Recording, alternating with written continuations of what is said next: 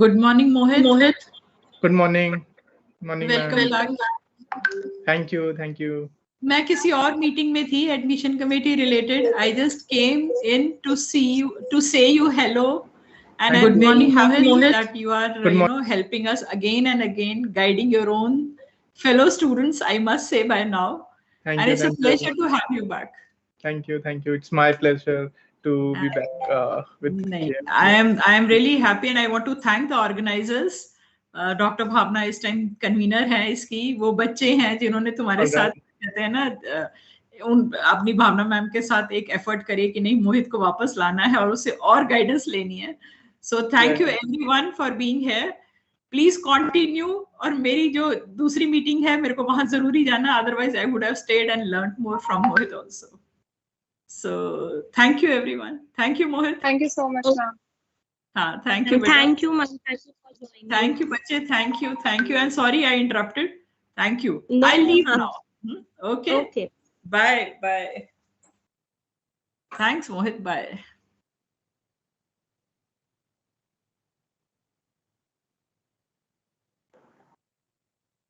A very good afternoon to one and all present here. On behalf of BLITZ, the Computer Science Society of 𝒐𝒉𝒊𝒕, I, 𝒐𝒉𝒊𝒕, Secretary of BLITZ Society, welcome you all to today's webinar on an overview of data science. I would like to extend a very warm welcome to Mr. Mohit Unyal and all the teachers. I extend my heartfelt gratitude to you all for attending this webinar. Today, we are delighted to have with us Mr. Mohit Unyal, instructor and product engineer at Coding Blocks. He is also a Google coding mentor for Tensorflow. Apart from this, Sir is a data scientist, programming instructor, and co-creator at Coding Minutes. He has trained over 10,000 plus students in machine learning and AI over the last 2 years of his teaching experience. His expertise lies in Python, data science, machine learning, and AI, and he has won many competitions. He has been doing AI-based projects for the last 4 years. He also leads the ML and data science domain of Coding Minutes. Today, he will be sharing his knowledge with us and will walk us through an overview of data science. Before beginning with the webinar, I request you all to keep your mics muted. If you have any questions, please put them in the chat box. At the end of the webinar, those will be answered by Sir. Over to you, Sir.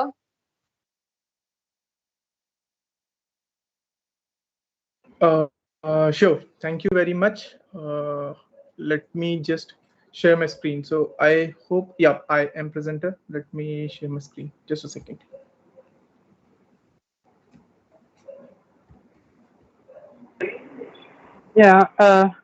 Sorry for interruption, and please start the recording, Soumya.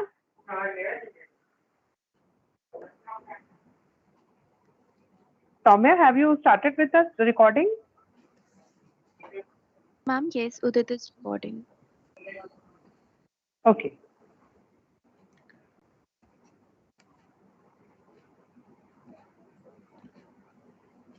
I hope I'm audible. Can anyone just confirm? Yeah, you are Yes, audible. sir, you are. Okay. Okay. All right. Yeah. Thank you very much.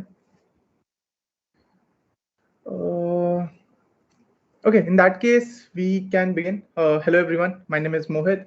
So, alumni of 𝒐𝒉𝒊𝒕 College. So, I graduated back in 2019. Since like that time when I graduated, so those who were in first year, they are also now graduated. So most of you are like those who are in second, third year, they might or might not know me. So I graduated back in 2019. And since then, I am associated with in EdTech. So educational technology. So I have been teaching coding related stuff or data science in particular. So I've been teaching Python, machine learning, data science, deep learning, AI, and all the related stuff. So recently, in just 2021, May 2021, I co-founded a new initiative, or you can call it a new small startup known as Coding Minutes. And the goal of Coding Minutes is, or the mission of Coding Minutes is to provide pocket-friendly, affordable courses So we have recently, till now we have launched somewhere around 6 to 7 courses, and they are on Udemy. And I am pretty much sure those who you are attending, you must be having Git and GitHub course that I sent, I asked principal ma'am and even some students as well to circulate in the college group. If you don't have, just let me know after the session, and I can provide you the access to that course as well.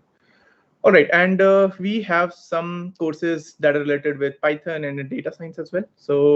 So these are small giveaway as well. So there will be a quiz at the end of the session that is, again, related to all the stuff that we are studying over here in this session. And so the winners of that quiz will get the course, the free course, as a gift. Okay. Okay, so let's get started with the topic. So the topic is data science and data analytics.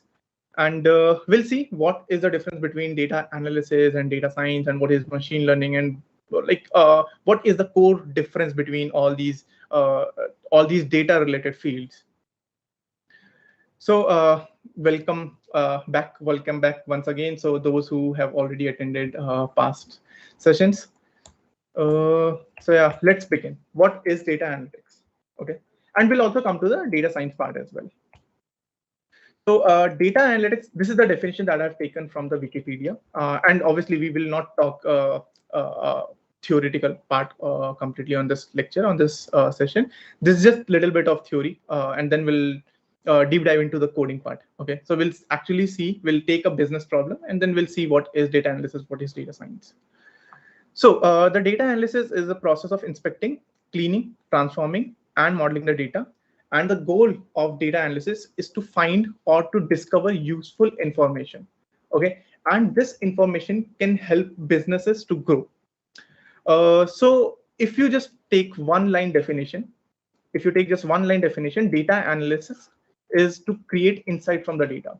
So for example, if I give you a data set about a company called Zomato, okay, their transactional data. For example, if I order something, they obviously maintain the data set. They obviously maintain the database. So someone ordered at this point of time, and what they have ordered, what was the amount of, what is the amount and what quantity from which restaurant, all this stuff, right? So they have the data, and they can analyze things. Okay, they can analyze who are the potential buyers, who are the potential customers, those who buy somewhere around maybe evening, or somewhere around midnight. Okay, because some people actually order food from Zomato at after 12 a.m. and 1 a.m. as well. So they can find those potential buyers or those potential customers as well. So if we have the data, okay, we have the power. We can know everything about the customers. Similarly, if I go to the Amazon.com, let me just show you one example. Okay, if I go to Amazon.com, there's a let's say, yeah, you see there's a browsing history over here. So this browsing history actually tell what type of product I'm interested in. Okay, and based on this browsing history, the Amazon can show a lot of things, right? Lot of relevant things to me. Okay, so something of this sort, right? So this Apple product, and then maybe Echo Dot and Apple iPhone 11. Okay, so all these are very, very relevant to my past purchases. And for example, so they know, Amazon actually know what type of product I buy, right? Because they have the data. Okay, and they do the data analysis part on the data. Okay, so if you just simply say what is data analysis, it's all about doing simple question and answer with the data. So you can ask how many males and how many females are there in my data set. So this is one question, and the data will actually tell you the answer.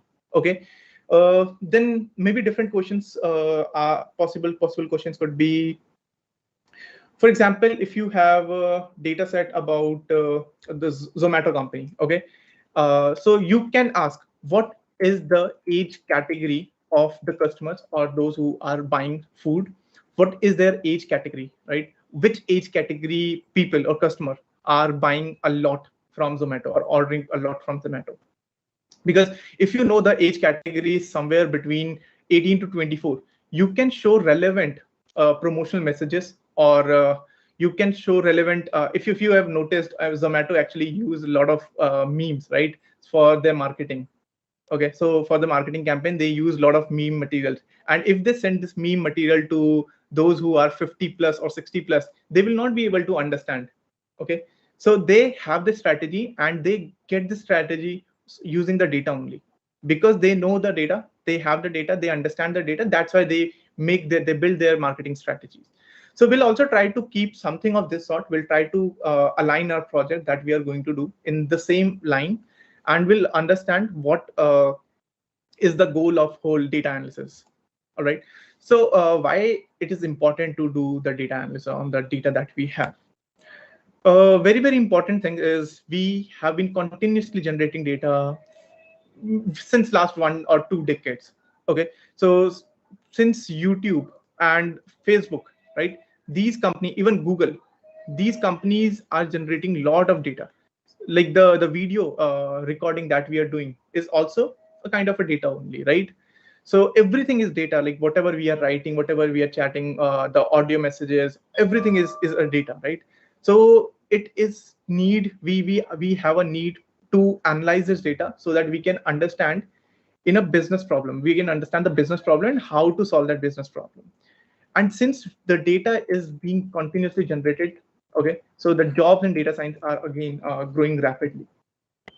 But the crux of data science or data analysis is to optimize a performance of a business. But okay, for example, Zomato is a data-driven company. Okay, they do everything. They do everything just by looking at the data, and they find the insights. They get the information about the customer. Similarly, Amazon and Google, they are the internet companies. They have huge amount of data, and they know literally everything about you. So Google know literally everything, where you live, okay, your address, your mobile number, okay, what you like, what you don't like, where you have traveled in the past, like everything. Where is your college? Where is your home? How much you travel in one day? How much you travel in 1 week or 1 month or 1 year? Everything. They know literally everything about you. So and they even know your preferences. Who is your closest friend? Okay, something of that sort. So if they have the data, they can literally do anything. Okay, so they can even you believe or not, but they can psychologically put a thought on your mind that if they show an ad again and again. So in the beginning, in the beginning phase, we generally ignore the ads. But if you see the same thing again and again, it actually stuck in your mind. Okay, and some people actually don't realize this happens a lot in internet era. Okay, so tools that we generally use for data science and data analytics. This one is Python. Okay, this is R language. So those who are in 3rd year, 5th or 6th semester, they must be learning R language. 6th semester, they must be learning R language. They will learn, I think, yep, from January, they will learn R language. You will have a subject called machine learning or data science or data mining. Over there, you'll learn R language and how to perform all these things that we are going to learn in this session using R language. But for today's session, we will use Python because I like Python more than R. Okay. And then this one is Tableau for data visualization, to create stories, to create pictures. Okay, and Power BI is again a very powerful tool for that is built by Microsoft. And this one is Excel, that I don't like, but some people actually use Excel a lot. And again, it's up to you which tool you want to use, because all these 4 tools can be interchangeably used. All right. Python is more of a general purpose language, general purpose programming language. That's why I like Python. You can create games, you can create a web application, you can create machine learning model, you can do data science, you can do data engineering, everything you can do with Python. That's why I like Python more than any other tool. Okay, but even if you use Excel, if you are good with Excel, you don't have to learn Python. So whatever the project that we are going to do in this session, you don't have to do with Python. Okay, you can simply use Excel, but you should know how to draw maybe a pie chart, how to draw a bar graph in Excel. Okay, that I don't know. Okay, so the problem statement.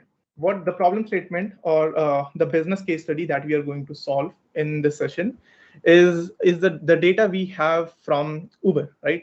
I hope everyone know Uber company or the application, they have cab services across the world, like be it US, India, everywhere, right? So we have the data about the cabs. For example, we have data of when I ordered a cab, when I booked a cab, okay, when cab reached or arrived at the pickup point, okay, and when the cab reached at the destination. So what is the distance, or what time it took to reach from the pickup point to the destination, and different things. For example, I'll have to see the data set. I don't remember what all features we had. Most probably it should have price as well, but the whole idea is we have to find the important insight. All right, so this is the goal right now. We are not doing any predictive modeling. That means we have to predict the demand of Uber rides, okay, but this project, it can be extended to predict the demands, right? So for example, let's say we have Diwali this time, right? Diwali is coming, or maybe we can say Christmas or New Year.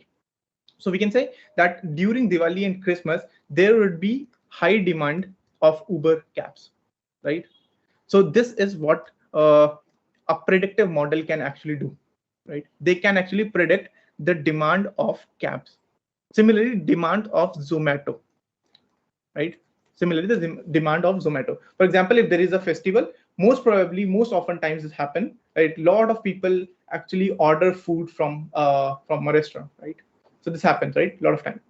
So they know that okay, their data science team must have told them that there's a event, or there's a festival that is coming, and we need to be prepared to handle let's say 100,000 order requests in just 1 day or 2 days. Okay, so yeah, this is the project that we have to build, kind of a mini project. Okay, and let's get started with the code. Festival that is coming. Any doubt, by the way, prepared. So if you have any doubt, let me just see if I can check the chat. Yep, I can see the chat. So if you have any doubt, you can post your questions in the chat, and I'll answer them at the same time. Okay. At the end of the session, we can keep 5 to 10 minutes for the generic question and answer, where you can unmute yourself and speak. But in between, if you have any doubt, if you're 5 to 10 not able to understand the code, or if you want to add something, you can put your questions in the chat.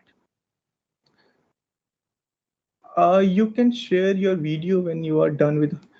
So right now you cannot see my video. I mean, not the screen share, but the video, because it says that you cannot turn on the camera. Once you are done with the screen sharing, then you can share your video. Oh, I don't know why this is happening, but no problem. You have to see the screen, no? All right. Okay, so if anyone has any doubt, you can put your questions in the chat. So yep. Okay, so what we are going to do is, this is the code I have already written, because we don't have the bandwidth to write the complete code. What we'll be doing is, we'll do the code walkthrough. Okay, so I'll try to keep it interactive and not the boring. Let's see, I'll share this code with you as well, so that you can also play around with the code. Okay, so yep, the view access, let's copy the code. Done. So I'll paste this link in the chat. What you just have to do is, you have to copy this link. Okay, you have to copy this link and just paste it in your address bar. Those who are using laptop or computer, just paste it in your address bar.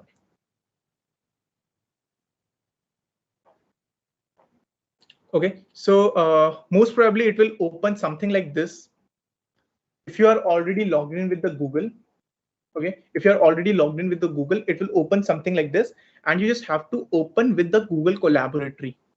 Why it is not appearing? But you just have to open with the Google Collaboratory. So the IDE that we are using, it's called Google Colab. Okay, Google Colab, the short form for Google Collaboratory. So if you see something of this sort, just click on Open with Google Collaboratory. So I hope this makes sense. Just open with Google Collaboratory and it will open something like this. It will open a UI, something like this. Okay.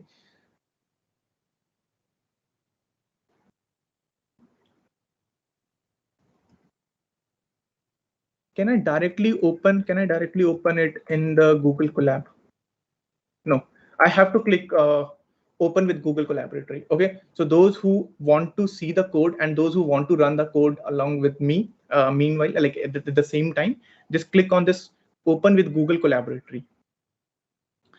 So if you click on this link, if you click on this open the Google Collaboratory, it will open something like this.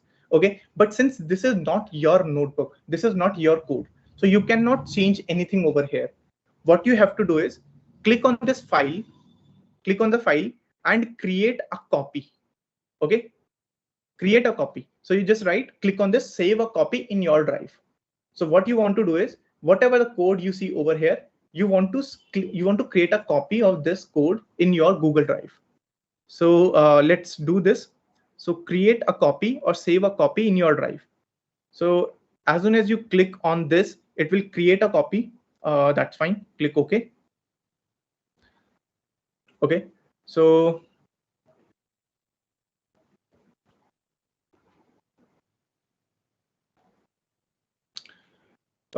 this could not create a new notebook as you have exceeded. Okay, so right now it says that I have exceeded the limit, but if you are using for the first time or second time, you must be having a lot of space, right? I have already created 100+ notebooks, so that's why it says that my space is full. But if you are creating for the first or second time, it will allow you to create a copy. So now you have created a copy. Okay, I'm assuming you already have created a copy. So what you can do is click on this connect button. Click on this connect button. Okay, so it will what happens when you click on this connect button? So there is a Google server. Let's assume this is a Google server. Okay, this is a Google server, and this is your laptop. This is your laptop. Okay, so you have opened this Google Colab website over here, and once you click on this connect, you ask Google server to allocate a virtual computer, a virtual machine to you. Okay, and that virtual machine will have the RAM and hard disk. You see over here, RAM is somewhere around 12 GB, 12 gigabytes, and the hard disk is 108 gigabytes.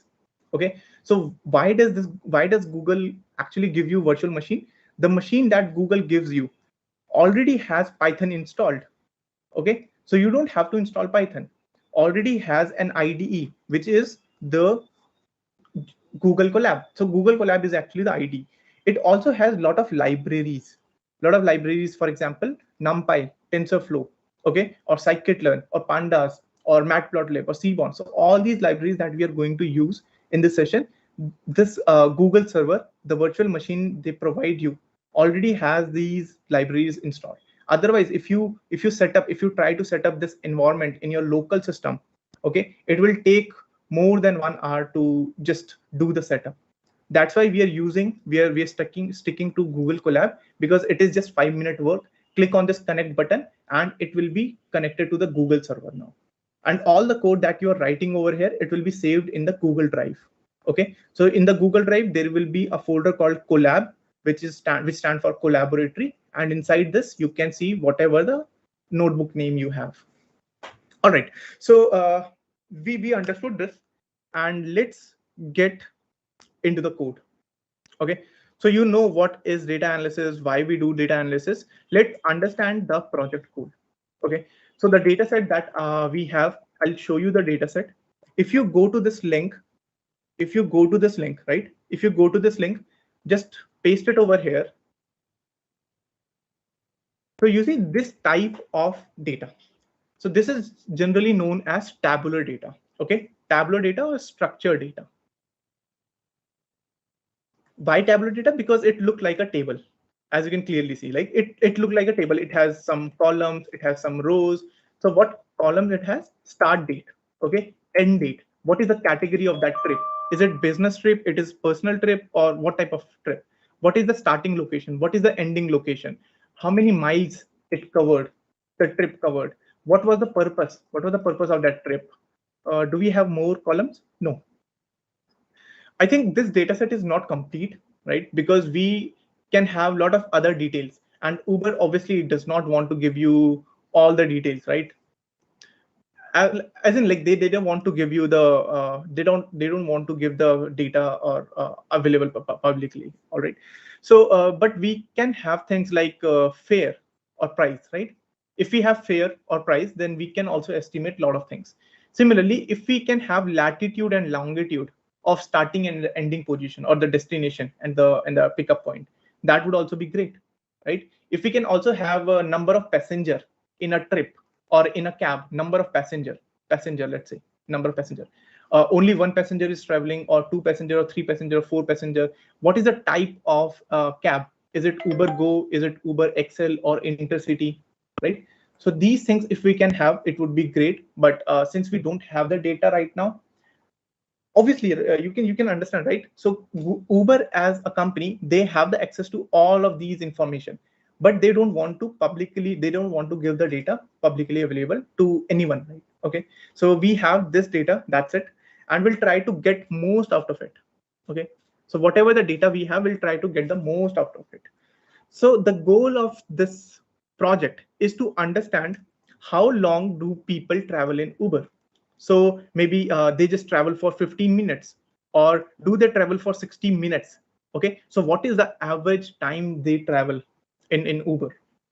Similarly, at what hour do most people take the Uber? Do they take Uber at 9 a.m. in the morning, or 2 p.m. in the afternoon, or at 12 a.m. in the midnight? So we have to find this. Given this data, we have to find that what time do people take Uber, right? Most of the people. And what is the purpose of the trip? For some people it is business, for some people it is personal, for some people it is family, for some people it is vacation. Okay, so whatever the data we have to find for most of the people, what was the purpose of the trip, and which day has the highest number of trips. For example, if we have Sunday, Monday, Tuesday, so which day? Is it Sunday? Is it Monday? Or which day has highest number of trips? We need to find all this information with the given data. Similarly, the next question could be, what are the number of trips each day? For example, for particularly any day, just pick one day. Let's say 25th. So on 25th, or let's say 30th, which is the week, which is the month end, right? 30 or 31st, right? Which is the month end. So what is the number of trip, average number of trip on 30th and 31st in the entire year? Okay, so these are few questions that you can ask as a data scientist or a data analyst. You can ask these questions from the data and just write some code. Or if you are using Excel, do some maybe how do we use Excel? I don't know. Whatever you do in Excel, okay, do something in Excel and try to get answer for these questions. These are just dummy questions, okay? These are just random questions I have taken, but there can be 10 or 20 such questions. Okay, so think of a data science or a data analyst as a conversation between you and the, let's say, project manager. Okay, so that project manager, let's assume Rahul, and Rahul wants to understand this data. Okay, and they want to understand this data. So as a data analyst, they have asked you to perform some operations. They want to understand what is the purpose of trip for most of the people, and you have to write some code to give the answer. Okay, and maybe they can also put some hypothesis. They can say that in the weekend people travel more than the weekdays. This is the hypothesis of Rahul, who is your project manager, and you have to prove if this hypothesis is true or the hypothesis is wrong. Okay, so again, with the data, you have to check, are people traveling in Uber more on weekend, less on weekdays, or it's vice versa. Okay, so again, so the whole goal of the next 1.5 hours is to make you understand how to think like a data scientist or a data analyst. Okay, how to think like a data scientist, because obviously in just 2 hours you cannot be a very good data scientist, but the bare minimum that we can do is to start thinking like a data analyst. Okay, if we get this data, can you predict, or can you see that what would be the average miles, what would be the average distance in miles people are traveling? No, you cannot tell, right? because there are a lot of data, lot of rows, and just by looking at the data, you cannot tell.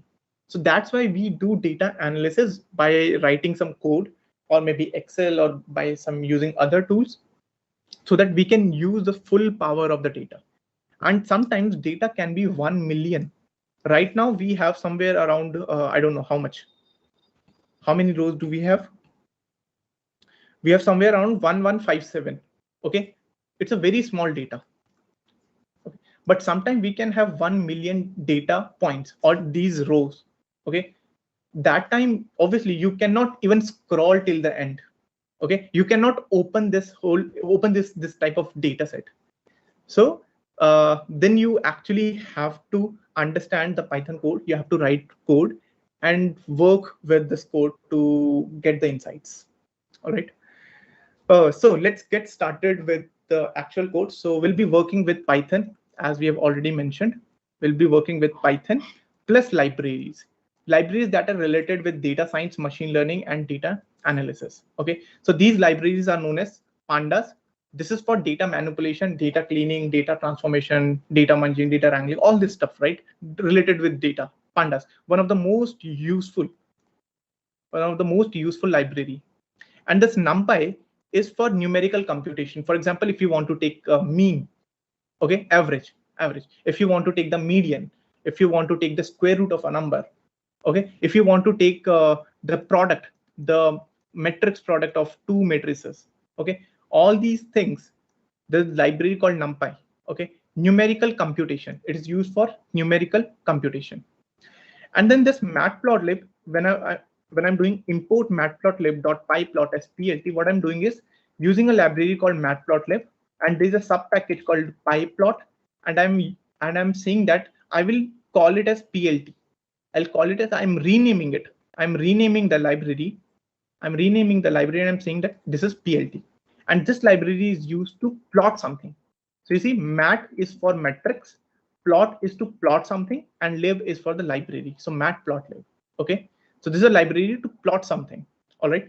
Then there's a library called Seaborn. Seaborn is also a library for data visualization. So these two libraries are data visualization library. Data visualization. Visualize basically means to understand in a pictorial representation. Like you can plot bar graph, you can plot pie chart, you can plot histograms, you can plot different type of graphs. Okay, these two libraries will be useful in that case. And these two libraries, pandas and NumPy, are used for data analysis. So overall, whatever we are doing, it's known as EDA. It's known as exploratory data analysis, and one of the most important part of any machine learning project, or if you take data science project. Okay, if you are doing data science project and you don't do EDA, it will be incomplete. So around 25% of the time we spend, if of any machine learning or data science project, with 25% of the time we spend on EDA, not on model building.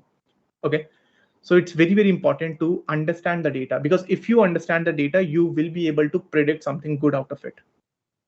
And the last library that I've imported is just to ignore the warnings. If we get warnings, we are just ignoring the warning. We are saying warning.filter warning ignore. Just ignore the warning. Okay. And you might think that, hey, how will I learn all the syntax? So no one remember the syntax of Python code or any code, to be honest. Okay. We don't have to remember. We don't have to mug up these syntax. What we just have to understand is how to think like a data scientist, how to get our work done. And to get our work done, we can also do the Google search. No one's stopping you to search for a function definition, right? Or how to call a function, or which function should be the more appropriate or most optimum function over here. Okay, so we don't remember all the functions by heart. What we just need to know is, I just want to get this work done. Okay, and we divide our whole project into multiple questions and answer. So that's all we need to know in the beginning. Okay, and as you start working with these libraries, you'll get to know these functions, right? So if you start working with these libraries for 1 or 2 years, obviously you will remember some common functions that you use every day. So in the beginning, don't think about the function, don't remember the function names or what these functions do. But it's pretty obvious just by looking at the function names. You will be able to understand it. Okay, they're intuitive, right? So functions are very intuitive. They keep the name very intuitive so that you can understand what this function would be doing. All right. So let's start executing the code. So to execute any code in Python or in Jupyter Notebook, this is Colab Notebook, okay, Google Colab, what we do is shift enter. So keep holding shift. So those who are running, keep holding shift and press enter. Okay, press enter. You see over here, it means this has been executed. This has been executed. So there's a tick. And one over here, it means it has been executed at timestamp 1. Now let's read our data set. But for that, we need to have a data set. If you click on this file explorer, you see there is no data set. That is Uber data. We don't have this data, right? So we need to upload this data somehow. So there is this command called wget. Okay, so this wget command is Linux command and it's known for webkit. It's known for web. It is known as webkit. Okay, so any file over the internet, you can download that file just by writing wget and the link of that file. So this is the same link over here. So I'm trying to download this file. Okay, so if I execute this, if I say execute this, shift enter to execute. Otherwise, you can click on this button as well. This button is called run button. So click over here or do shift enter. It will download the file and it will save as uberdata.csv. Let's refresh it. And you see over here, there's a file called uberdata.csv. Okay, if you click on this, can we click on this? Yep, over here you can see this, the whole data. But this is not how we are going to see the data. So let's close this. Let's also close this. The only thing that I wanted to do is download the data set, and I have successfully downloaded it. Okay, I have also imported the libraries. So all the libraries is well imported. And now we can actually start with the code. Okay, so the first thing, if we want to do anything, is to read the data set. Read the data. Because if you don't read the data, how will you perform the data analysis or the data science, right? So let's read the data. It says that pd.read CSV. Why read CSV? Because the file that we have right now, it's called CSV. And what is CSV? CSV stands for comma separated value, comma separated values. So you know about Excel, right? XLS files. You know about Excel files. So it's exactly same as the Excel file. Because if you look at this file, it looks like a normal Excel file, right? But the extension is slightly different, and the extension is .csv. Okay, so I'm saying the pandas library. The pandas library has a function called .read CSV, and I want to execute this, and the content or the data that I will get, I'll load the data in a variable called data. Okay, so let's execute this. And how do we execute? Shift enter. Done. So it is successfully loaded. Now let's ask, what is the type of data? What this data type? What this data is known as? So always remember, in pandas, very popular data type or data structure is known as data frame. So what is data frame? The tabular type of data. You see, the tabular type of data is known as data frame. Okay, this tabular type of data is known as data frame in pandas. So we are right now working with pandas. Okay, we are working with pandas. If you ask data.shape, so what is shape? Shape will tell you number of rows, comma, columns. So how many rows are there? How many columns are there? Okay, so let's say as the project manager Rahul, he asked you how many data points are there. Data point as in how many rows are there and how many columns are there in the data. Okay, because the managers generally don't work with the coding part, and they always ask the employees or a data scientist or data analyst to understand the data and give the insights. Okay, so let's say they ask how many rows and columns are there. So you just run a very simple command, data.shape. So let's execute this. So you got to know that there are 1156 rows and there are 7 columns. So you can easily tell, hey, there are 7 columns. Now the next question he will ask is, what are those columns? Tell me the names of those columns. Okay, are they relevant or not? Okay, so we'll understand to understand they are relevant or not. We first need to get the column names. So what we'll do, data.columns, as simple as that. So what is the data? Always remember, data is the data frame.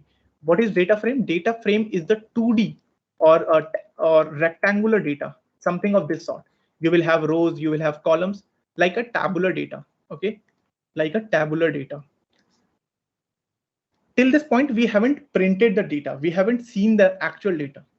Okay, we are just working with the variable called data, and we are saying that, hey, this is data frame, these are number of rows, these are number of columns, and all the columns we have are this.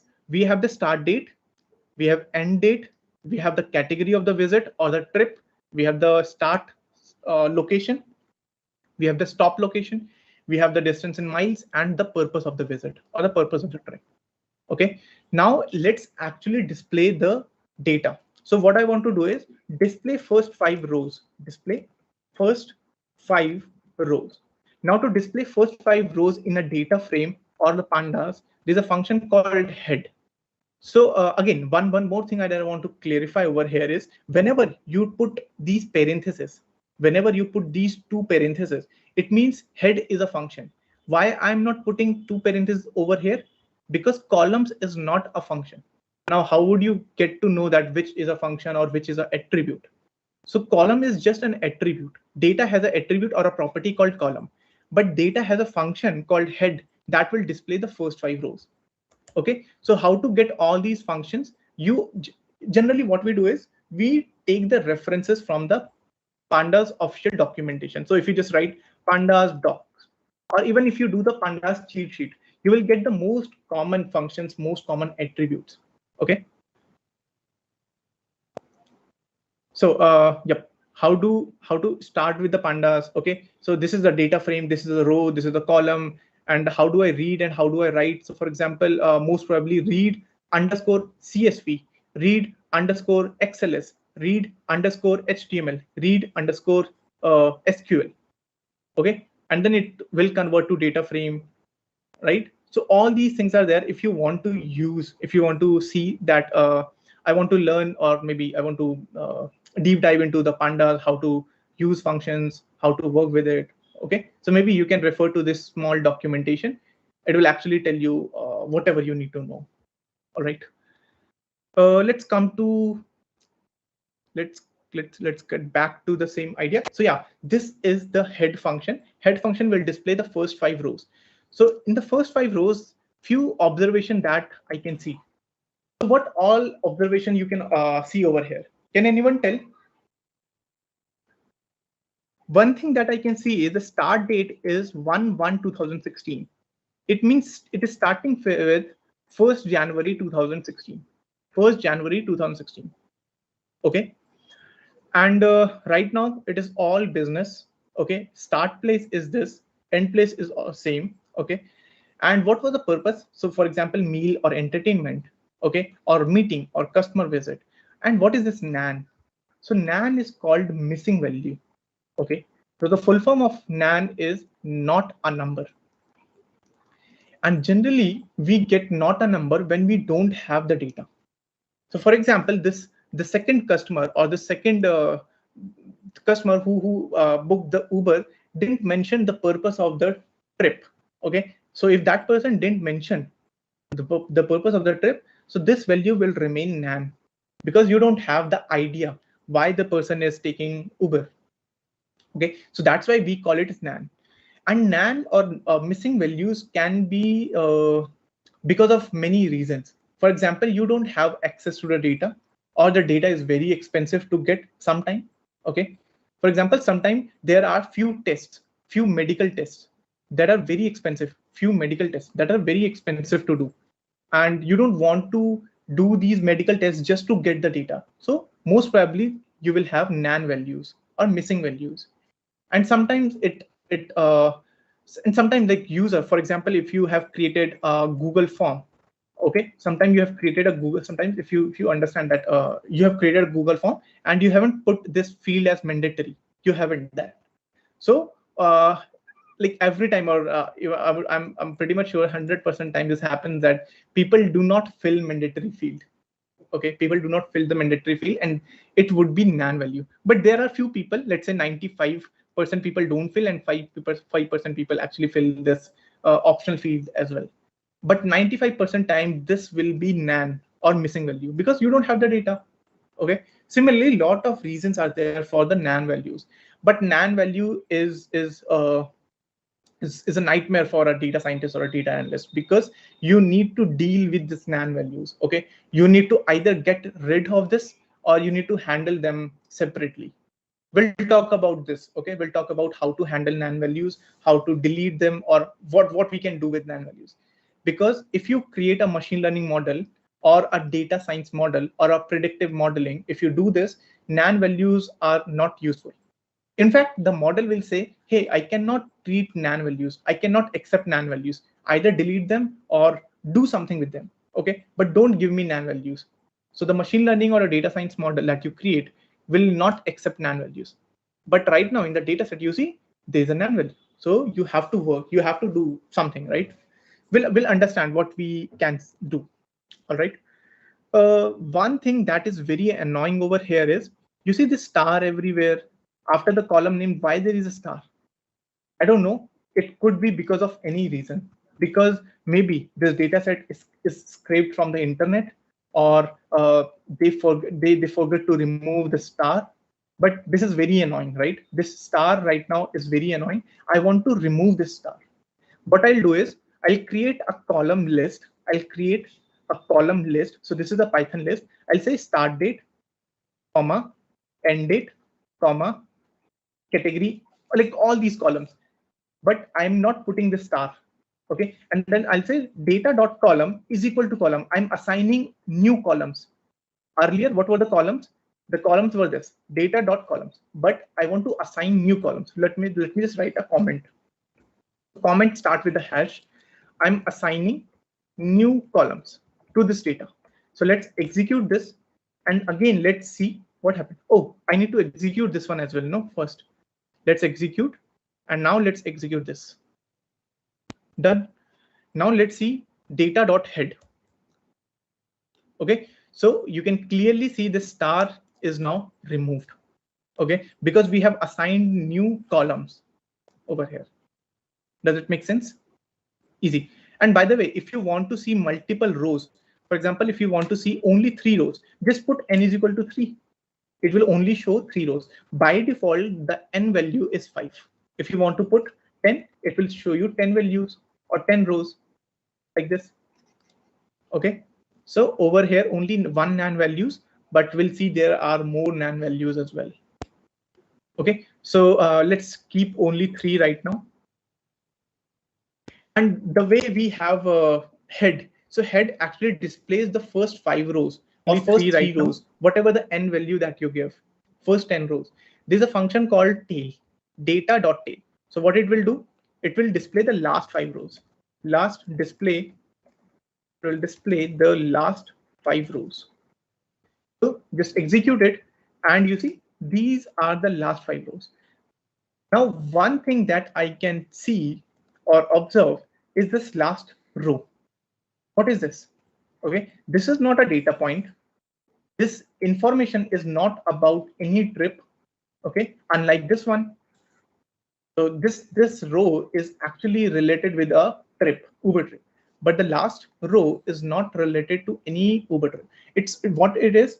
It's a summary, right? It's a summary of all the column. For example, this is, they have written total. They have written total, and it is NaN, it is NaN, it is NaN, NaN, and miles in total. So how many, what is the total distance you have traveled in miles? This row is actually related with a is not Uber useful for me. This is totally unnecessary row they have given. Okay, I don't want to keep this row in my data set. Why? Because this does not signify anything, right? Or any trip. Okay, so we have data point or the trips only till this row. So we can ignore this or we can delete this. So let's simply delete this. So how do we delete? We will remove the last unnecessary row, right? So we'll say data.drop. And if you're thinking that there should be a function called data.delete, you can simply do a Google search. Okay, even we don't remember all the functions all the times. We just simply do, I want to delete 1 row from a data frame. Okay, so if you don't remember the function name, what you do is just simply do a Google search, delete a row from a data frame, from a pandas data frame. Okay, so the function that it suggests is pandas.dataframe.drop. As simple as that, right? You see, dataframe.drop. So instead of data frame, I have a variable called data. So data.drop and whatever you want to drop. Okay, they must have given some examples as well. So if you are not very sure that how to call this function, still you can check the examples. All right. Okay, so I want to remove this index, which is 1155.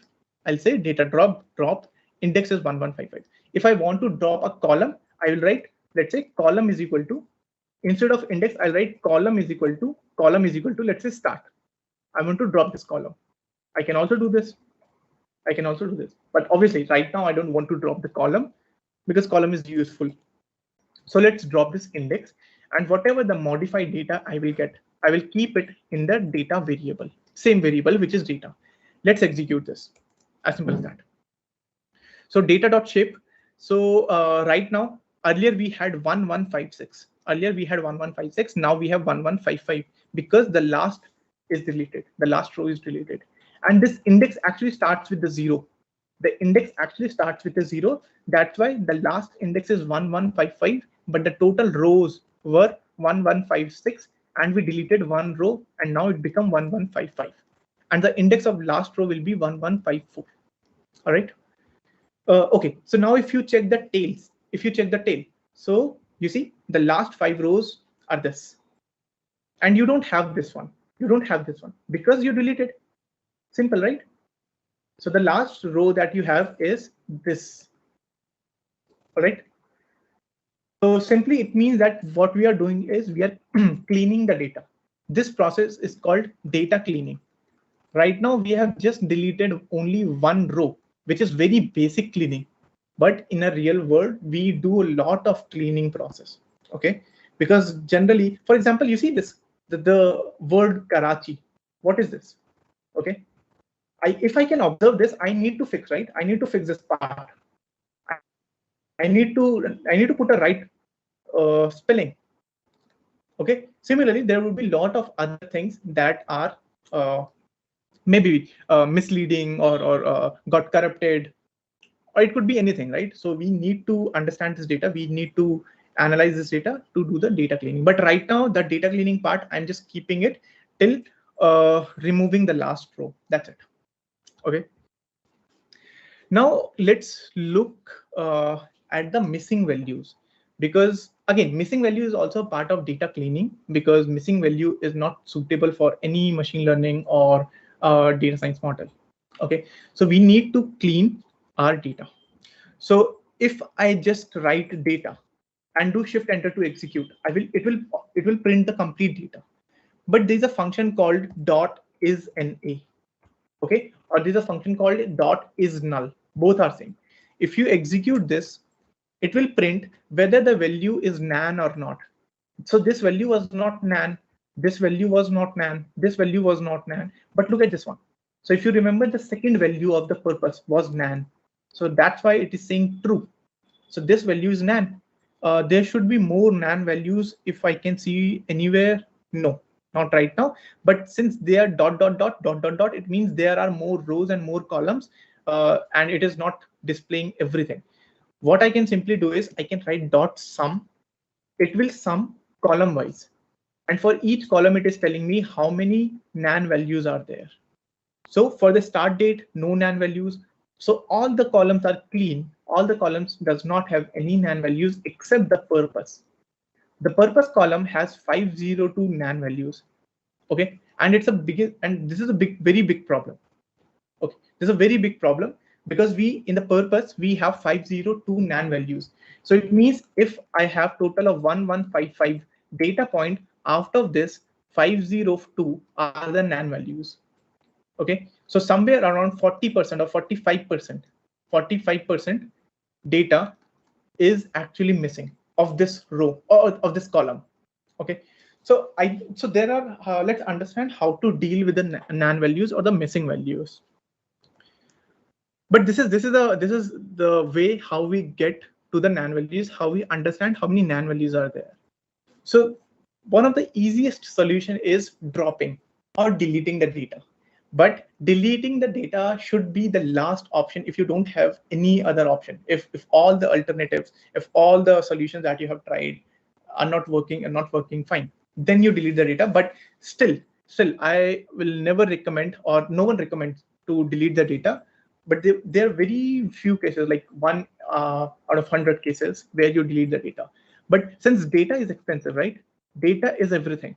So even the 1155 minus 502, these number of data point, they have information, right? They have the business, they have the trip purpose. So utilize that data. Okay, so that's why we never delete the data if possible. But the easiest option is we can delete the rows. For example, if this row have a nan value, where is that? Yeah, this one. If this row has a nan value, one option is just simply delete this row. If you do this thing, what will happen is 1155 minus 502.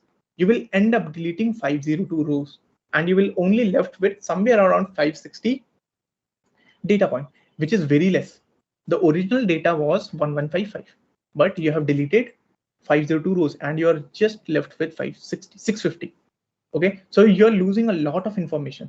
Okay, maybe there was some rich person who traveled for more than 100 kilometers, and that could be one important idea, right? Or one important insight we could get. But since we have deleted this, we don't have access to this data now.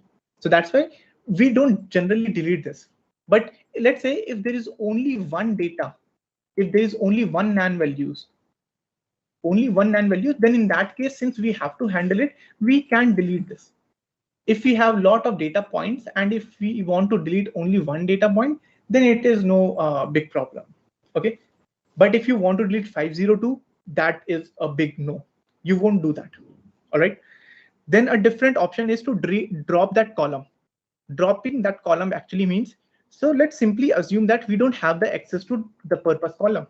Okay, we don't have access to purpose column, and let's delete all the values in this column.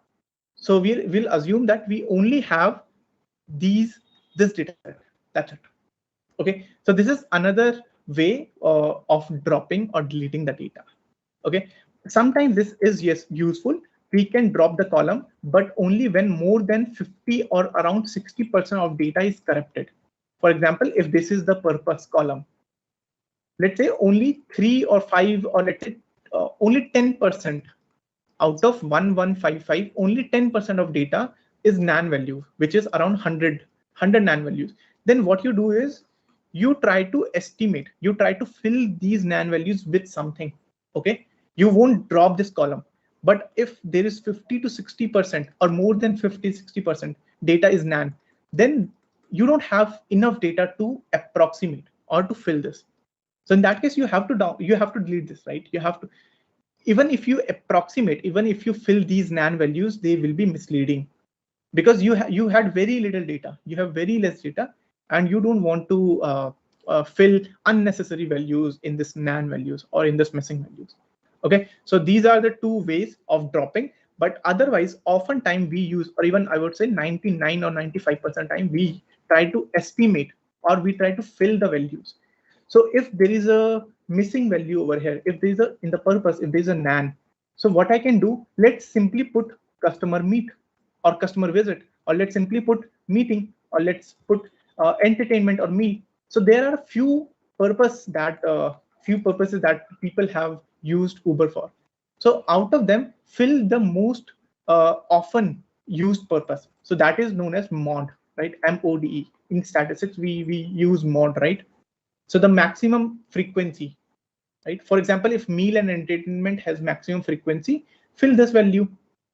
Okay, or if meeting has the maximum frequency, fill this value in place of nan. But again, that is not the best approach. There are a lot of approaches in practical data science to how to fill the missing values. Right now, what I want to do is, I don't want to fill with meeting. I don't want to fill with temporary site. I don't want to fill with supplies or meals. What I'll simply do, because we don't have any other information about this trip. What I'll simply do is I'll say others. I'll simply say others, and I'll assume that there is a there is a category called others. Like there's a category called meal and entertainment. There's a category called meeting. There's a category called customer visit. I'll assume that there's a category called others. Okay, this is the category that I have built, I have created. And what others actually means is we don't know the reason, but we cannot keep nan. We have to do something, no? That's why I'm filling, and this way I'm not deleting any data. Okay, I'm not deleting the rows. I'm not deleting the columns, any column. Okay, so this is the quick hack that I found. That okay, let's put others value. Let's put other. Okay, so where were we? Yeah, over here. So what we'll do, we'll use the value other. And by the way, if you want to drop anything, just use data.drop_na. But I don't want to execute this code, and that's why I have commented out. So let's use this data.fill_na. And what should be the value? I'll put a value of other. I'll just use in string in quotes other. And let's execute this. And now if you ask, what is the total number of nan values? It will say all zeros. Why? Because we have filled it. We have filled the missing value. Let me just put a comment over here. Filling, missing, fill, or missing values. All right. Now, if you check the head, the second row, earlier it was nan. Earlier it was nan, and now it is other. I mean, this makes sense because you don't have the missing value. And in future, if you want to work with machine learning or data science model or predictive analysis, the model will not give you the error. A model will not complain you that, hey, why are you sending me nan values? I cannot handle nan. Okay. All right. So let's move ahead and let's understand the data type of each column. So if I just simply write data.dtype, it will tell me the data type of each column. So you can see over here, start date is object. Everything is object except the miles, which is float. We can clearly see this is a float.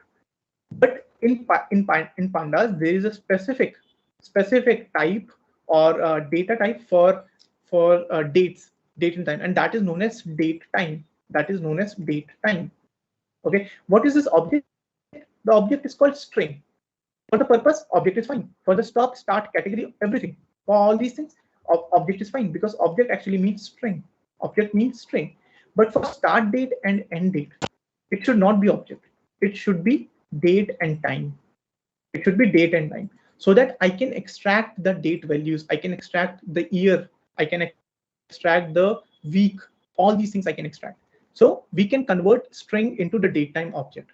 Okay. So I'll simply say pd.toDateTime. I want to convert to date time and data of start date.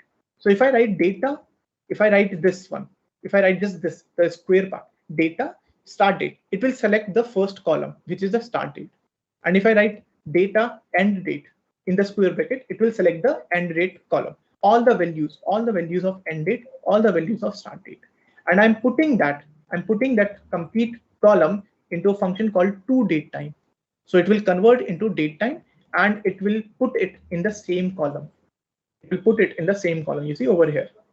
So what I'm just doing is I'm converting the string into the datetime object. That's it. Let's execute this. How to execute? Either click on this button or do the shift enter. And now if you check, what is data.dtype? They are date time, right? So why we wanted to convert them into date time? Because of the next topic that we are going to talk about. It's known as feature engineering. Okay. So if I just write this thing, if I write data of start date, it will give me all the values of start date column. Okay, so the first one is 2016 0101, which is the 1st January 2016, and the time is 9 p.m. 9:11 p.m. So this is 21:11:00, and this is 1:25. I don't know what that person was doing at 1:25. Maybe it was weekend, Saturday or Sunday, and they were doing party. Okay, and then they took the scab. I don't know. Maybe we have to figure it out. What was the day on this 2016 2nd January? We have to figure it out. Okay. But we got this complete column. If we want to get one data point, let's say one row, this or this, or this, anyone, right? You can just write 0. You will get the first data. If you want to put second, you'll get the this one. So now you can see this is a timestamp. This is not a string. This is not a string. Okay. The advantage of getting a timestamp is we can do something like this. We can do day of week. And if I execute this, it will give me 4. So 4 means I guess this was Friday. So 0 is Monday, 1 means Tuesday, 2 means Wednesday, 3 means Thursday, 4 means Friday. Okay. And then if you check what should be the month, if you write dot month, it will give you January. 1 is January, right? If you write day, it will extract the day. So day is 1. Day is 1. It means 1st January. If you want to extract, let's say, year. So data, let's put the same thing over here, copy paste it. And if you want to extract the year, it will extract the year 2016. If you want more things, right? If you want more things. So let's say day of name, or how do I get the name of day? I want to day name. Okay. I want to get the name of that day. So day name, is it a function? So that was Friday, right? And if the 1st January was Friday, so 2nd January was Saturday. And because it was weekend, so this person was maybe doing party at 1 a.m. And that's why he took a cab at 1 a.m. Maybe, I mean, just I'm assuming, I'm guessing, right? But this might be a reason, right? So why I have converted it into the date time is because I can extract all this information from it. So if you remember, if you clearly see this data, it not only has this date, but along with date, there is also timestamp. So that's why this whole property is called date and time, date time. Okay. So to answer this question, what hour do most people take Uber? Is it 9 a.m. or is it 9 p.m. or what time? We cannot tell if we don't have the time. So how do I extract the time? We have to extract the time using this. Okay, using this. For example, this is 1 a.m., this is 9 p.m., this is 8 p.m., this is 5 p.m., this is whatever, this is 2 p.m., this is 5 p.m., so on and so forth. Right? So this is known as feature engineering. Feature engineering means you create new features. And what are the features? Features means the columns, right? The columns that we have over here, like we have 7 columns, and we can create more columns. And these columns are known as features. Okay, this is what we have to do. So what I'm doing over here is I'm creating a list of R, like it is 1 a.m. or 2 a.m. What is the day?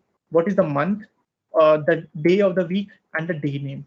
And right now they all are empty. And then I'm iterating. I'm saying for 1 in day of start date.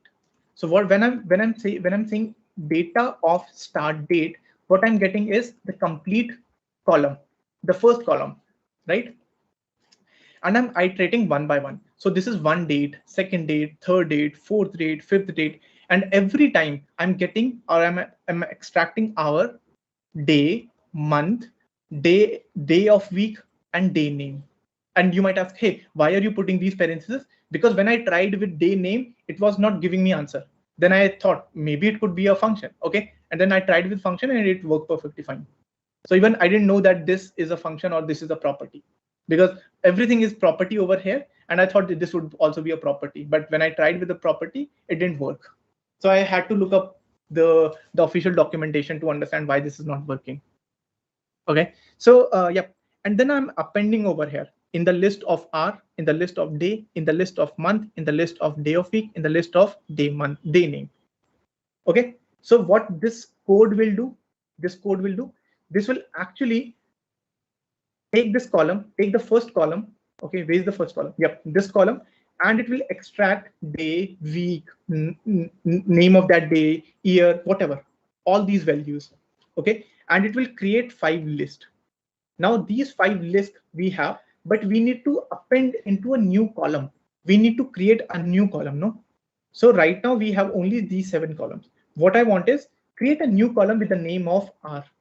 create a new column with the name of day, create a new column with the name of year, and so on and so forth, right? I want to do this. So creating new column or new feature is done using this way. So data of R, if you just write this, it will give you error. Why? It will give you error. If you just write data of R, it will give you error. Why? Because there is no column called R.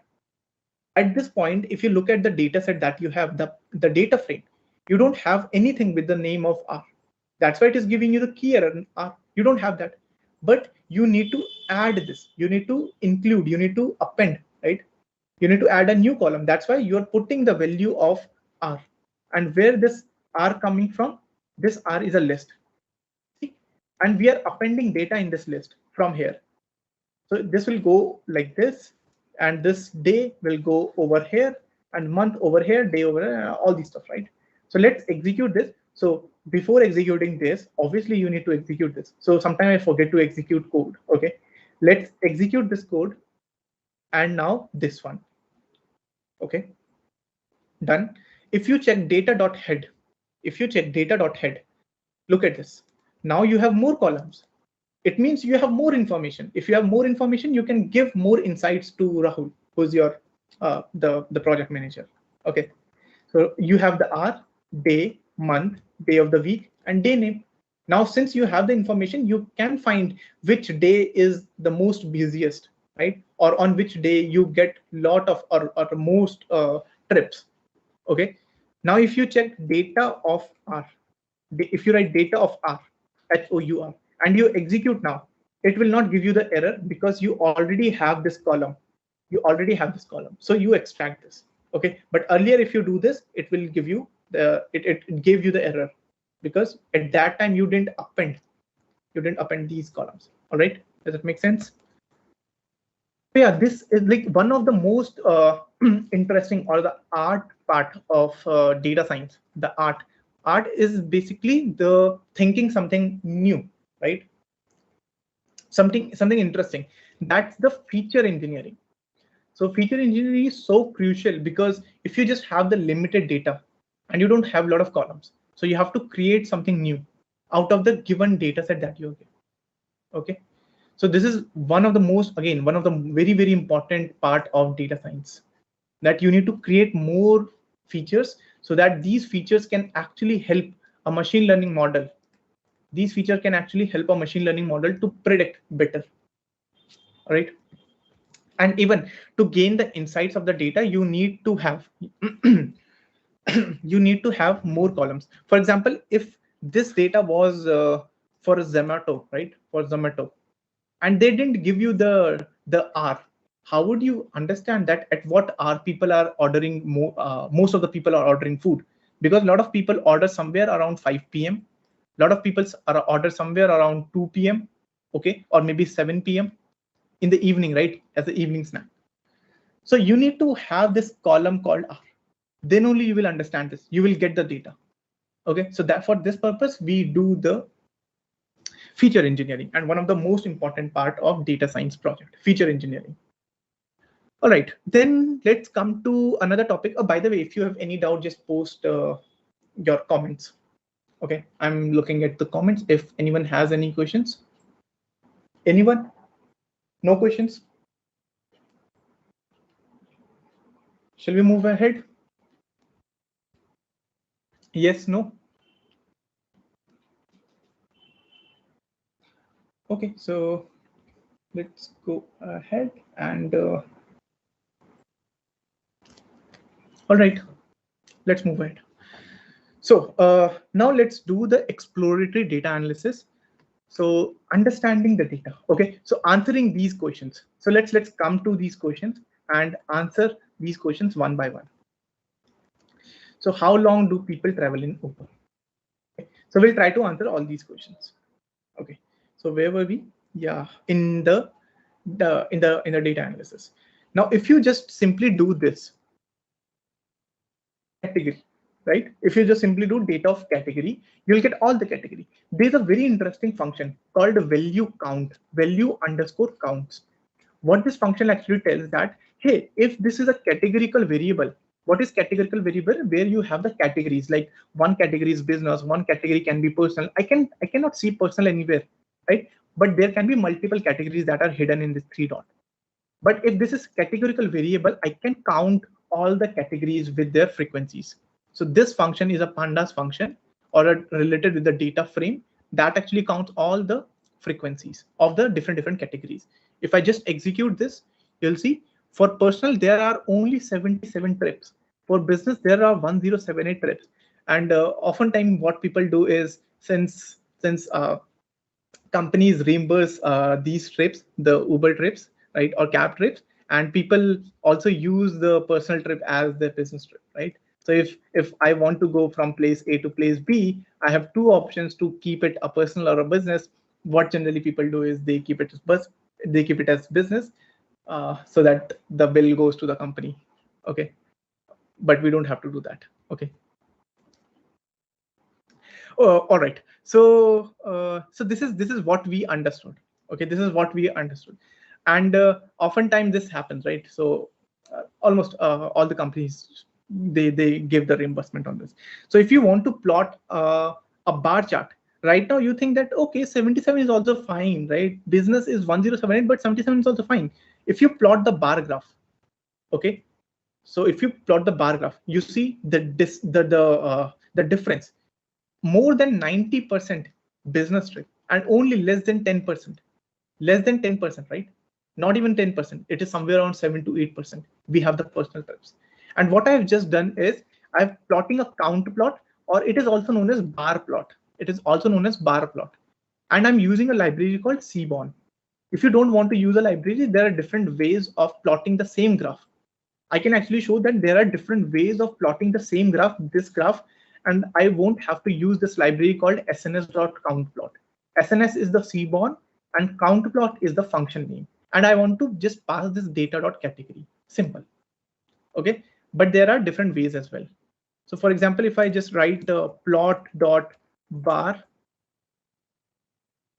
no, so it is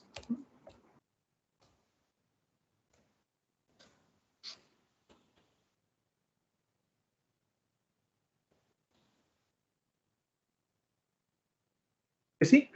So the same thing can also be done using this plot.bar.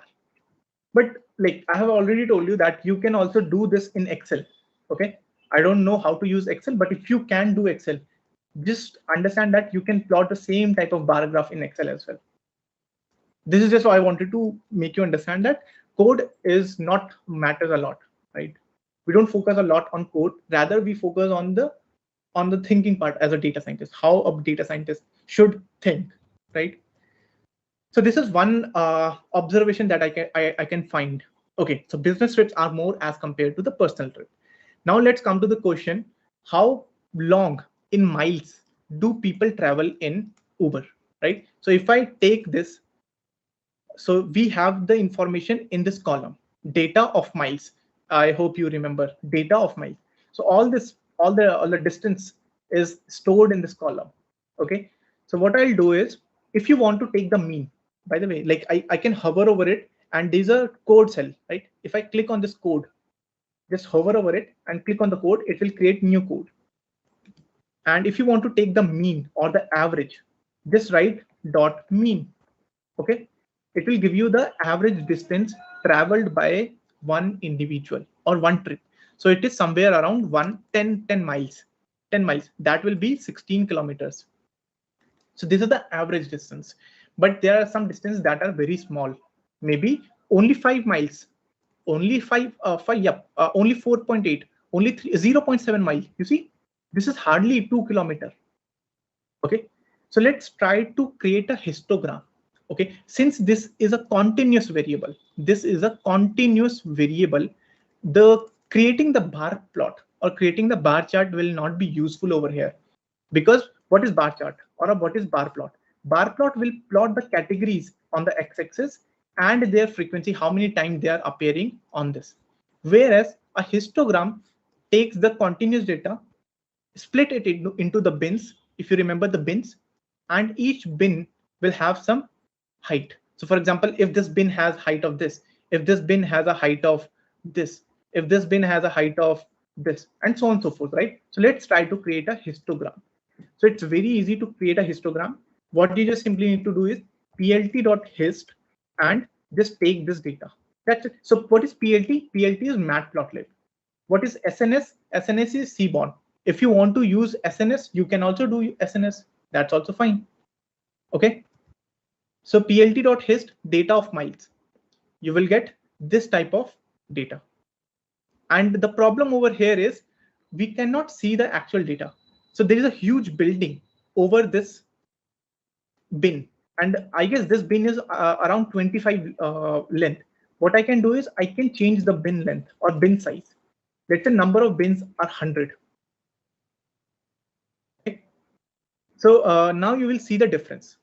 You'll see the difference. Okay. So I just wanted to show this code. This is the main code. This is the actual code that we have to use for plotting a histogram. But the additional code that I have also written just to plot the labels and just to plot the Y label, X label, and all that stuff, right?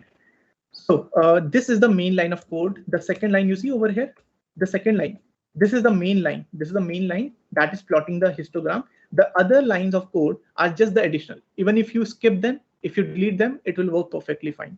But it is just giving the label and the Y label and plotting the graph, right? So it plots something like this. It's a bigger graph. So what is the observation that we found? So this is the distance in mile, the x-axis. If I take only this distance, which is somewhere around 0 to 10 miles, okay, 0 to not even 10 miles, let's say 8 miles, which is 10 kilometers. The 95%, I would say more than 95%, okay, let's say 98%, or even let's say 95 is fine. 95% of the passenger only travel 10 kilometers or less than 10 kilometers. That's it. Okay. But there are very few, or I think there is only one customer or one passenger who is traveling more than 300 miles. I don't know what he's up to, right? Where he's going with 300 miles. That will become 500 kilometers. But this passenger is going 300 miles with Uber. I think that would be the intercity Uber intercity cab. But this is what we observed. Okay. So the final observation is people often use Uber for short rides. Okay. And for short rides, the fare, the prices are not very high. The prices could be, let's say, 200 rupees or 250 rupees or 150 rupees. So what Uber can decide is, hey, I want to give the discount. That's okay. I want to give the discount, but I won't give discount on this. I won't give discount for this user who is traveling for more distance or who is traveling for 300. What I'll do is I'll give discount of 75 rupees. I'll give a discount of 75 rupees to all these customers, those who use Uber for short duration or for short distance.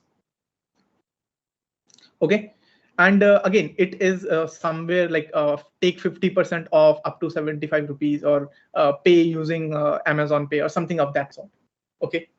But this is their marketing campaign. They understand. Okay. So that most of the people use cabs for shorter duration. And that's why we can give them a discount of up to 75 rupees, which is for 50% off. And most people will take cab because of this. Okay. Because maybe they think that, okay, if I take metro and if I take cab, okay, and I'm getting 75 rupees discount in cab or in Uber. So they might take cab. Okay. If they want to go for a shorter distance. All right. So maybe they think in the same direction. All right, so let's go ahead and understand that at what hour do most people take Uber. Okay, so we are left with 30 minutes. So let's try to wind it up quickly. So all the information is stored in this data of hour column.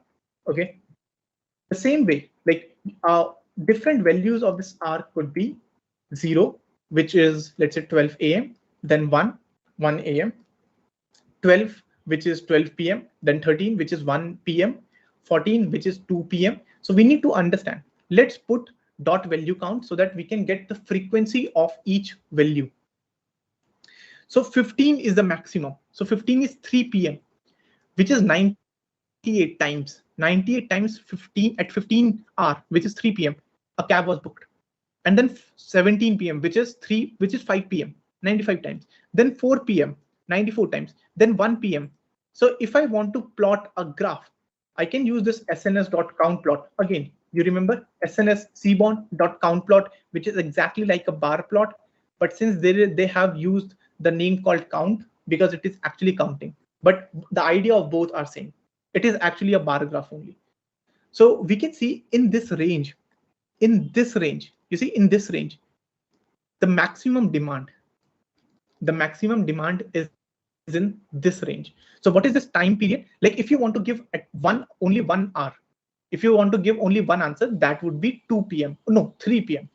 That would be 3 p.m. because if you see 15 at 15 hour, which is 98 times, you have booked a cab. Okay, so if you want to give only one answer, that would be 3 p.m. But your manager might ask, hey, I want to give the discount to the people or to the customers. What should be the ideal time? What should be the ideal time I should send a notification to their mobile phone? And if they know that 50% or 60% of the people or customers or the passenger take cab between 1 p.m. to 5 p.m., they will start sending the promotional messages or notification, take 75% discount or take this amount of discount in your next ride or in your Uber Go, in your Uber bike or whatever, right? Because they actually want to increase the sales. So yeah, this is the idea they get from this R value. All right. So this is another idea they can understand, and as a data scientist, you have to work with this, right? Because if you cannot tell just by looking at the data, if you cannot tell this should be the appropriate time or this is the time when most of the passengers travel. I don't know for what reason, because they didn't provide the reason. The purpose was just I don't know was it appropriate column or not, but they're traveling at 1 p.m. to 5 p.m. because of any reason. I don't know what the reason, but this is what I got, right? And there are very few, you see, very few trips around 2 a.m., 1 a.m., 3 a.m., and we don't have anything at 4 a.m. Okay, and which is pretty obvious, right? No one travel at this time. Okay. So similarly, the purpose of trip, again, I'll do data of purpose dot value count. It will give me what is the purpose. So you remember 502 times there were missing values. So that's why I'm getting others.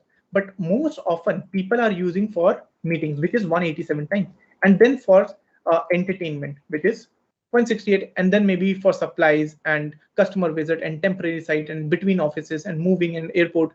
Maybe he was visiting, he was going to travel or airport. If you remember 300 miles, there was one trip over 300-mile distance. Maybe he was going to travel, or he was going for an airport. Maybe I don't know about that. Okay, so yeah, this is the reason. And if you again want to plot it, you can do sns.countplot data of purpose. It will do the same thing. Okay? So the maximum is the others, because we don't have the information about this, but otherwise the meeting and entertainment and supplies would be the next three highest values. But this didn't give me any meaningful information. Okay. Similarly, if you want to plot which day, it says that 19, which is 19th of all the days, all the months. 19th of January, 19th of February, 19th of December, 19th of all the months, has the highest booking rather than 31st, which is the lowest. Okay, then 15, which is the second lowest. Okay, but again, I don't see any meaningful data over here or any meaningful information over here. I think it looked like a uniform distribution because everything is at around the same line. Here, just here and there, maybe there are a few more over here and a few less over here, but it looked like a uniform distribution. Okay, so there's no relation. For example, 19, we have the highest, then 29. If this would have been, for example, 31st, then 30, then 29, 28, and 27, then I could easily say that in the month end, people don't visit. In the month end, people don't take a lot of Uber cabs, and maybe in the month end, Uber does not make a lot of profit. but I don't get this type of information, or I don't get this type of observation from this data. Okay, so what I'm saying is, if this 31st would be something like this, only this box, small box, very small box. Okay, and before that there would be 30 with again very small box, and 29th, and then 27th with very small boxes. I could say that month end people are not taking a lot of cabs, but right now I cannot see.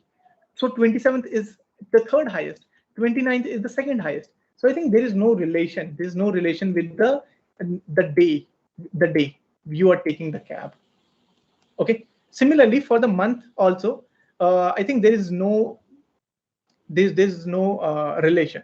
For the 9th month, which is September, there are very few cabs. I don't know why. For 12th month, there is very large cab booking, and for first month, which is January, again not a lot of numbers. So we need to do the more analysis on the month side and on the day side, or you would say date, like on 19th, on 20th, on 30th, or 31st. So maybe you could separate it, or you could distribute it quarterly, and you can also do it weekday and weekend. Okay, you can divide your data or split your data. If these are the dates, if these are the, maybe if you have the week of the day, you can split it using the weekday. If this is a weekday, or this is a weekend, oh, it should be weekend. It should be weekend. You can split it like this, and then understand, is are people traveling more on weekend or more on weekdays? Okay, but again, the thought process should be clear that what you are going to answer.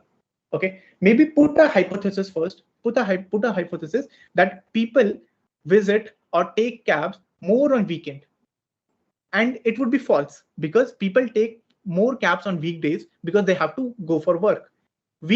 For the weekend, generally what happens is, in US, people sit in just home. Okay, they're just chilling.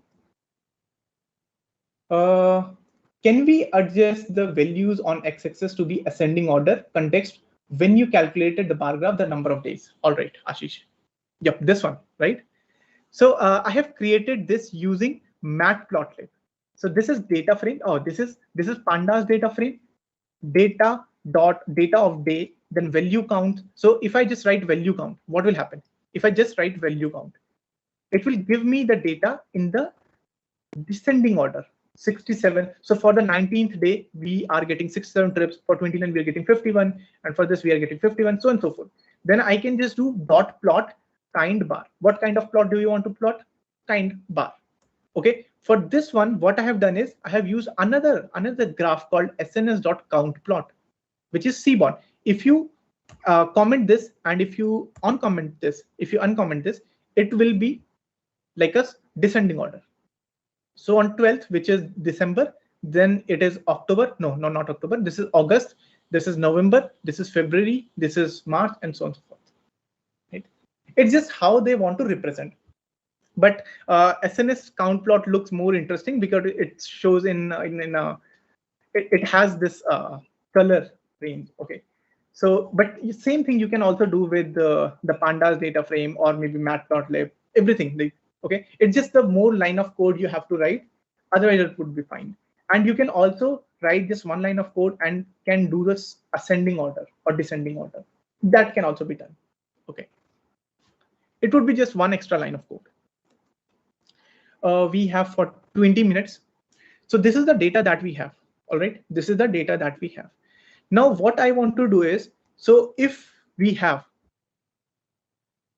the start date, if we have the end date, if we have the start time, if we have the end time, what I can do is I can find the time, I can find the trip of that, I can find the duration. I can find the duration, right? So for example, it starts with 9 p.m., 9:11 p.m. and it ends at 9:17 p.m.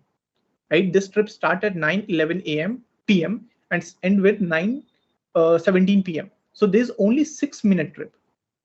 So I can actually create another column called duration, right? I can also find duration, and I can put 6 minutes. It's easy, right? just you have to do some basic stuff in between. You have to find the time. Okay, you have to find the time. You have to take the subtraction of end time minus start time, and then you have to convert it into the minutes. So if you get 6, you can convert into 6 into 60. That will become 240 minutes. If you want to keep it in minutes. No, obviously, it would be in 6 minutes only. No, it would be in 6 minutes only. So what I'm doing over here is I'm doing end date minus start date. So let me just show what happens. If I do end date minus start date, if I'm doing end date, data of end date minus data of start date, what will happen? It will give me 0 days, 6 minutes, 0 days, 12 minutes, 0 days, 13 minutes, right? Now I am putting, or I'm doing dot apply convert minutes. So first execute this, and what this function will do, this function will take the time and it will convert into minutes. It will convert into minutes. So it will give me 6. That's it. Not even minutes. It will just give me 6.0.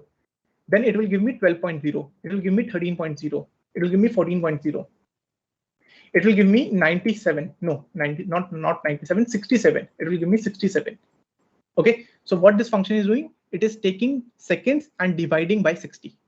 Whatever you will get from seconds. So 240 divided by 60, it will give me 60. It will give me 6. So let's execute this.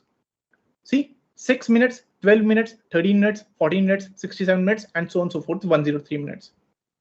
All right. So let's just simply create a new column called duration in minutes. Data duration underscore minutes is equal to the same thing that we have written over here. This was just for the sake of showing that what the result or what the output would be. And now let's put the same output into this new column. Okay, let's execute this. Let's check the head. Let's check the head. So now we have the duration in minutes. Okay, now since duration is also a continuous variable, duration is also a continuous variable and it is not a categorical. So in a continuous variable, we generally plot histogram. We generally plot the histogram. So we don't do this because it will actually find the value or frequency of each category. So we don't have to do this. Okay, we don't have to do this. Let's ignore this and let's plot the histogram.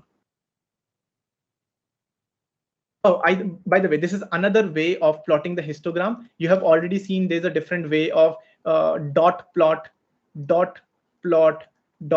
hist, or different ways are there, right? What I'm just doing is I'm plotting a distribution plot, or it's also known as hist plot, histogram. Okay, it's called histogram. Okay, and if you do KDE is equal to true, there will be a smooth curve. There will be a smooth curve like this, smooth curve, right? So again, we can see the same type of graph that we have already seen in the distance. So if the distance is between 0 to 10 kilometer is very, very high. Similarly, the time will be 0 to 10 minutes will be very, very high. Because if you're traveling, if a lot of passengers are traveling for shorter distance, then lot of cabs will take short time or only take maybe 10 minutes or 15 minutes, right? So this graph will be almost same to this graph. Where is this distance graph? Yeah, this one. It will be almost same, right? Not exactly, because they both are different. They both are different. This is the distance graph and this is the time graph. But obviously, time and distance are related to each other. Time and distance are related to each other. So we can easily see that they're similar to each other, not exactly. All right. So if we have distance, we have the distance in miles. In miles, we have the duration. We have the duration in minutes, and obviously you can convert the mile into kilometer just by multiplying 1.609, and you can convert minutes into hour. Then you can also find speed. You can also create a new column called speed, and you can easily find, or you can easily see if there is any trip or any cab who was doing the overspeeding. If there is a cab that reached the destination with a speed of 120 km/h, how is it possible? Okay. So I'm doing the same thing over here. So this is the data that we have right now. Okay, we have this data. Let me create a speed in km/h.